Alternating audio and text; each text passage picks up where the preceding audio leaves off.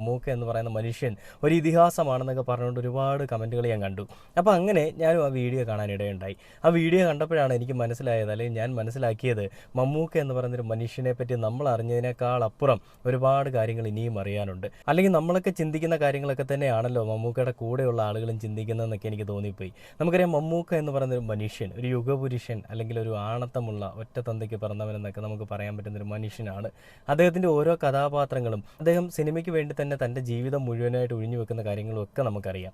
സിനിമയാണ് അദ്ദേഹത്തിൻ്റെ ജീവിതം. ഏറ്റവും കൂടുതൽ അഭിനിവേശമുള്ളത്, ഒരിക്കലും അടങ്ങാത്ത അഭിനിവേശമുള്ളത് സിനിമയോടാണ്.